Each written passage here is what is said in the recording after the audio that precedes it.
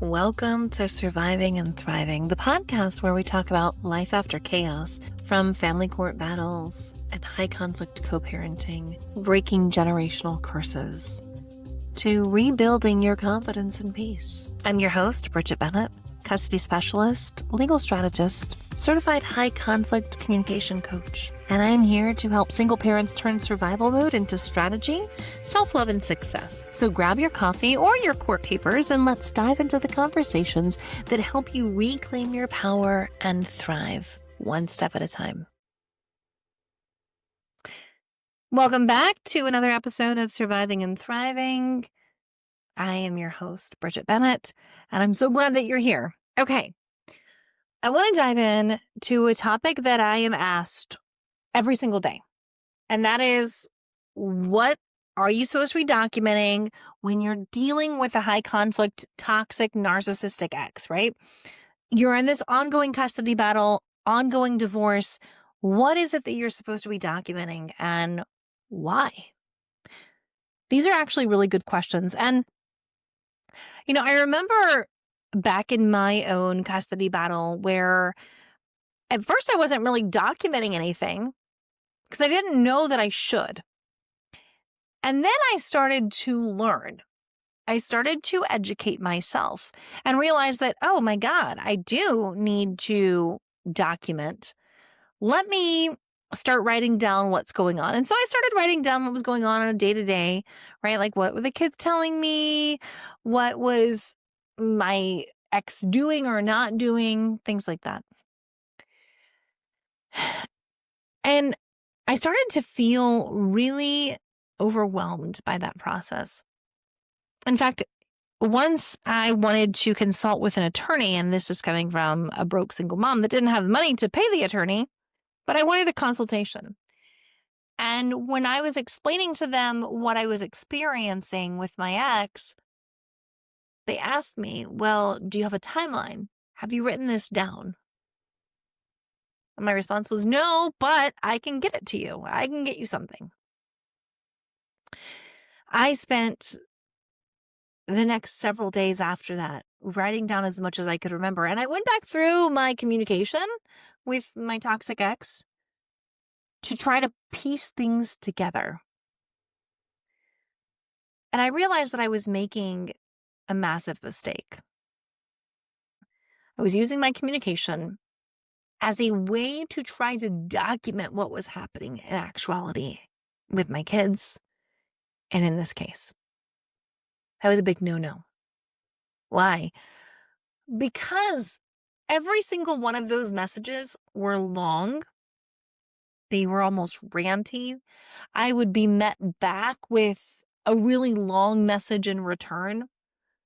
I remember there was one point in messages where I was responding to messages before I knew better, and I literally would copy and paste that message into my email, and I would respond in a different color line by line. If you know, you know. I'm sure most of you have done something similar. Why? Thinking that we have to defend ourselves, that we have to actually share the truth because this is full of lies. But we don't have to do that anymore, right? You don't have to do that. And this is why I teach you all BIF, brief, informative, friendly, and firm.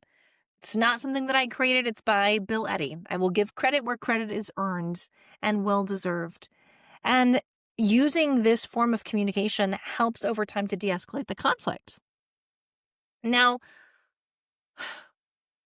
there was some valuable lessons that I learned when I was going back and starting my documentation journey, starting to create this timeline. First thing I learned, the attorney asked me if I had a timeline, if I had things written down, and she gave me some valuable feedback. She said, you need a date. The date is important. And you need a brief description of what happened on that date. She said, I'm talking brief. Well, I took that to heart. And every single word that she said, I used it as a learning opportunity. I paid for the consultation with her, knowing that I could not afford her. The best money I could have spent. So I put to work my paralegal skills. And as a paralegal, you learn to document everything. It's like a CYA. If you did not document that conversation with a client, it never happened. If you do not save that email to the file, where's the email? Was it ever sent, right? So I took those skills that I had been utilizing in my career as a paralegal over the past 2 decades and applied them to my documentation. I'm like, all right, I'm just going to write it down, keeping it super brief. I got a planner at the time because my preference has been more old school. And I also had a really terribly abusive ex that loved to try to hack into my shit. So I didn't trust any kind of like digital format. I was fearful that he was going to gain access to it somehow. And there was many efforts that he tried to hack into my things. So I had many reasons to believe this. There's still police reports, I'm sure. But I got a planner. It didn't have to be fancy, that you get off of Amazon. And the thing that you used in school, maybe elementary school, middle school, they started to teach you how to use a planner or an agenda. And I started writing down on those days when things would happen. Again, you're provided limited space in a planner, so I had to keep it short. And sometimes I got a little, tired of documenting every day. Sometimes there was nothing happening, so I would do it once a week, maybe once every 2 weeks. And I would go back. I would often use the voice memo on my phone to maybe dictate to myself a quick note, have the voice memo, go back and refer to that. And I was writing down simply what was happening, not trying to categorize it, not creating anything super fancy or anything like that. I later was able to go back through all of my documentation, and my calendar system had actually been very effective. My going through and documenting on a weekly or, bi-weekly basis, because I was able to tally up all of the times that calls were withheld, all of the times that dad was not showing up for his parenting time when he wanted to be daddy of the year. And those numbers I learned, giving something this quantitative value, giving something a quantitative value, it feels more tangible. If it feels like we can touch it, to most people, it feels more real. So I didn't say that, dad was not exercising his parenting time for multiple months. I calculated for a year how much parenting time he missed. And of the total parenting time that he had, because we had 50-50 at the time, he had roughly 180 days. Of those 180 days, he missed over 90 of them. He missed more than half of his parenting time. That is compelling. Did I have a huge graph? A graph or a chart? No, I wrote it down. I wrote it and I attached it to my motion to modify, to my contempt. And I filed both at the same time. How many times was I not able to speak to my children? Over a period of what time? 6 months? 3 months? I tracked all of that. I did not, again, at first know what it was that I was tracking, but I just kept going. And I was able to narrow down the things that were most important to document. Things that affect my children's health, education, overall well-being, and violations to the order. Which, again, those typically fall under one of the 3 categories I previously mentioned: health, education, well-being.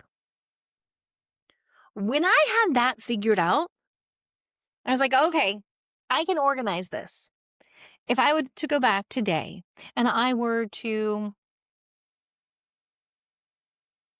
redo my motion to modify, I would. And I would have it probably a little bit more organized even now.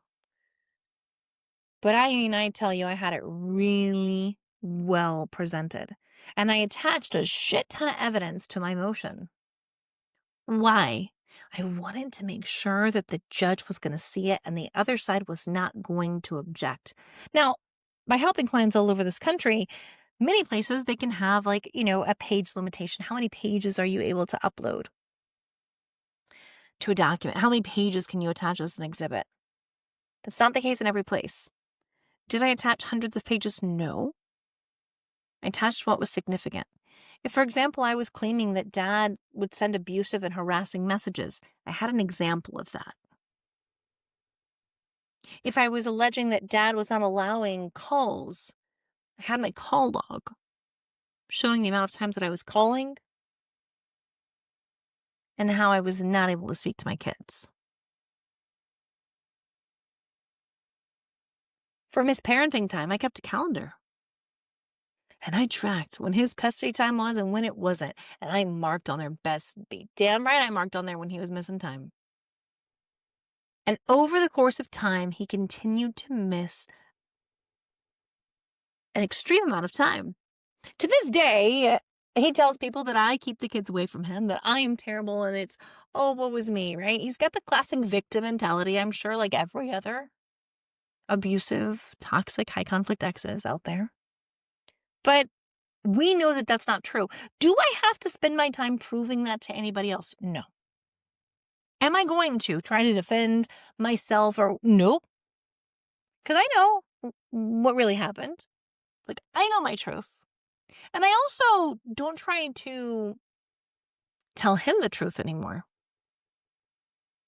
Right? Now, is documentation the only thing that saved me and my kids? No, it's not. But it had a really big role. I also did not pay an attorney. I represented myself.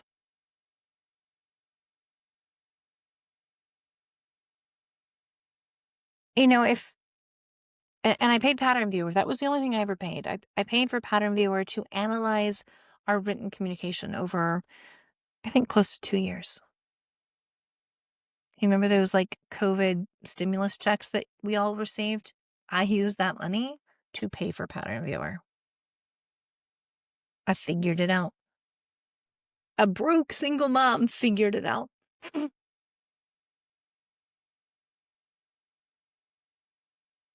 If I were to start my journey from scratch, I know now of different ways to document, better ways to document. I wish I had had my documentation kit that I created at the time, right? That could kind of give me some guidance.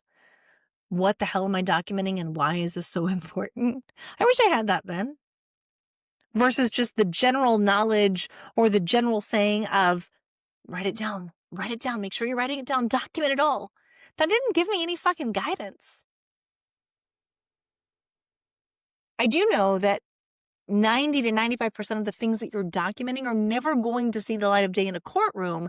However, it does help you build your case. And that's the whole point of doing it. That is the whole point.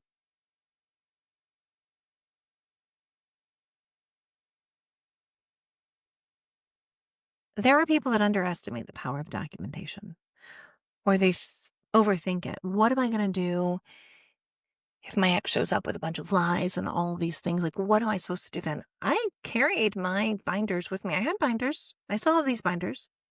I carried them with me into court in the event that he was going to try to pull a fast one. I could pull right. I had it all organized. I had tabs in it. And I could pull out whatever nonsense he was trying to spin this time. I was well prepared. But I didn't overthink what it was that he was going to say. I simply focused on what I wanted to say and the idea that I needed to express. Did the judge immediately understand what was going on in our case? No. No. The understanding came after my ex was indicted by the grand jury for sexual assault and kidnapping charges. No, I was not the victim.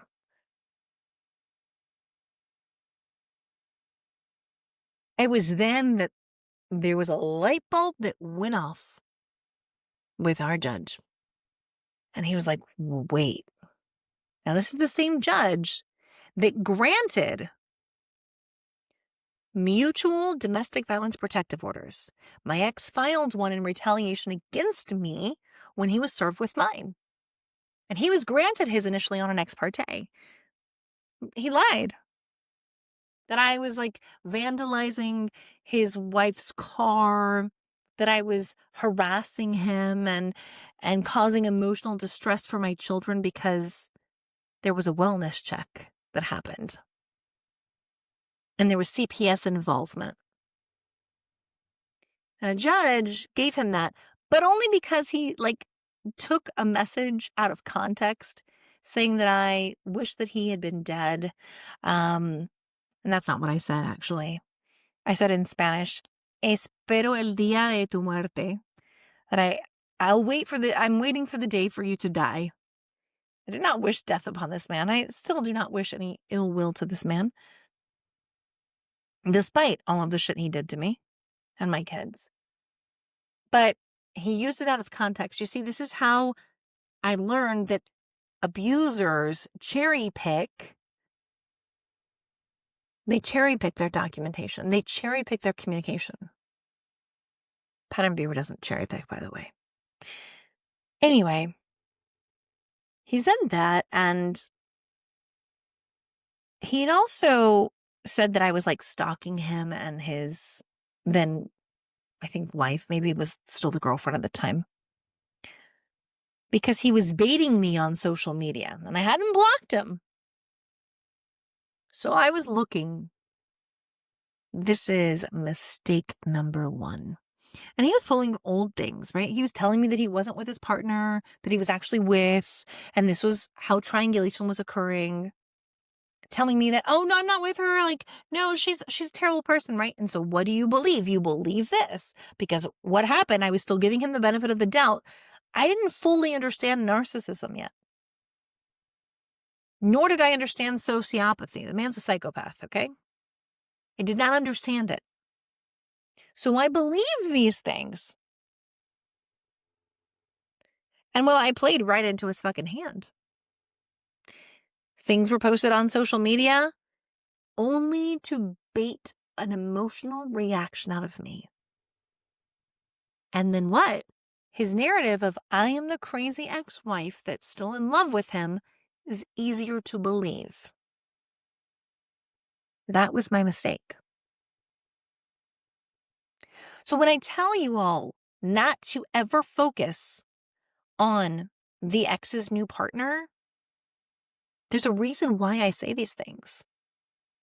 It was used against me. It is never about their new partner. It is 100% them. They want you to believe that it's their partner. Don't fall for it. The reason they do this is classic triangulation, and it is to keep the two of you from ever communicating, swapping stories. They don't want that.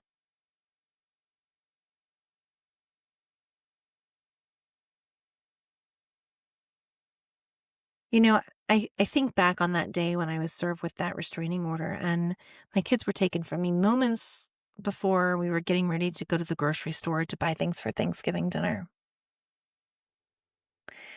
And I felt the lowest I've ever been in my whole life. My little boys were being taken from me, and when the sheriffs had come that day to serve me with the protective order, they had actually shared with me some helpful information. I just served him yesterday with yours. So the very next morning, he went to the courthouse and created this whole scandal. And it was the Tuesday before Thanksgiving. So court would only be in session the following Wednesday until midday. My boys were terrified. One of them had seen their dad and his truck pull into our neighborhood. He's like, "Mommy, he's here." Because they didn't want to go with their dad. And they said they planned amongst themselves. They said, if daddy shows up, I'm going to hide under my bed. They're not taking me. And we had no idea about this protective order, right? But the sheriffs came and it took them an hour talking to my kids, my boys, to convince them to go. And they watched as they were crying and they were really upset inside my house. And there was something very interesting that happened after that, after they had to pull them away from me. In my garage, before they even reached their dad, they wiped their tears. And my oldest son at the time, and I doubt he remembers this, but he told his little brother, "Don't cry. Don't let daddy see us cry." They already knew. They knew. They had to act like everything was okay. And they asked me when they were going to see me again. And I said, "I don't know, buddy, but it's going to be really soon, I promise." I remember saying to them, "These are adult problems. Let the adults handle it, and mommy's going to fix it." And I remember asking them, "Haven't you seen mommy fix everything else before? Like, maybe I only had $20 to, get us dinner. Did we eat dinner? Yes. Sometimes we would make a picnic out of it on the floor. But I always fixed it. I was the fixer, the problem solver." So I sent my kids with the deputies with that message. Mommy's going to fix it. And the deputies reassured my kids that I was going to fix it and that mommy had done nothing wrong and that I was going to get them back. So from that moment where my heart was literally ripped from my chest based off of blatant lies, I found strength that I never knew that I had. I remember when my kids left, I fell to the floor of my garage. And I'd had an attorney through legal aid helping me with my restraining order. And I called her and and she called me back. And I was devastated.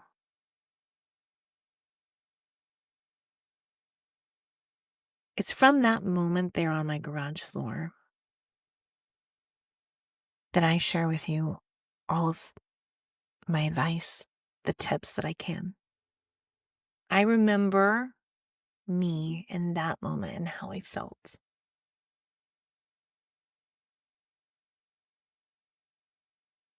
I remember it like it was yesterday. So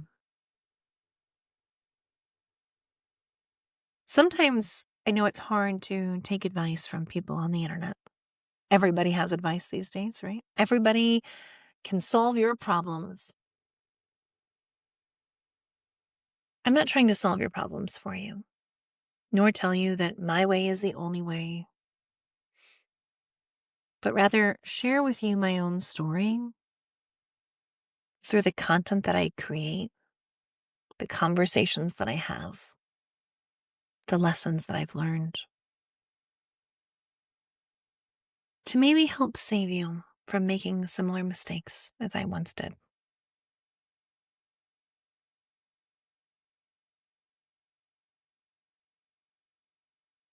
If you need additional resources, if you're like, "Bridget, I don't know where to start documenting, I don't know how," I created a documentation kit. I have many other workbooks, even helping you with communication, with some quick templates that I've put together for you. Things that I wish that I had back then, that I didn't. I didn't have.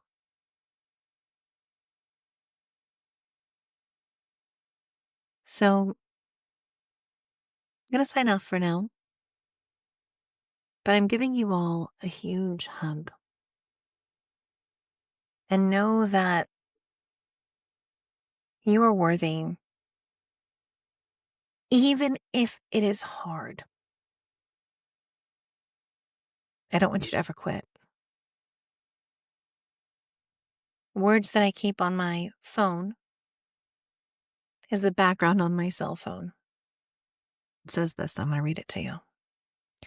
You are stronger than all your fears combined. And these are words that I see every single day. And they've been on there since my custody battle, since my divorce. And I've not changed them. It used to be, she believed she could, so she did. And then I changed it because I had to overcome the fear of standing up for myself, advocating for myself and for my kids.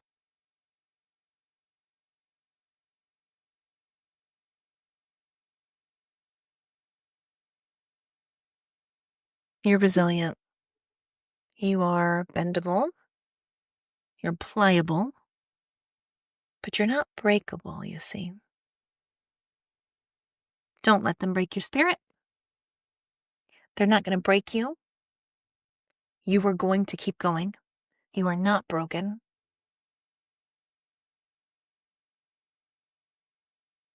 That's it for now. Keep being your badass self. Thanks so much for tuning in to Surviving and Thriving.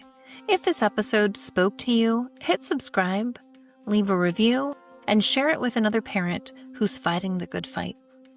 You can connect with me on TikTok and Instagram at Coach Bridget B, or visit breakingbadasscoaching.com for tools, courses, and community support.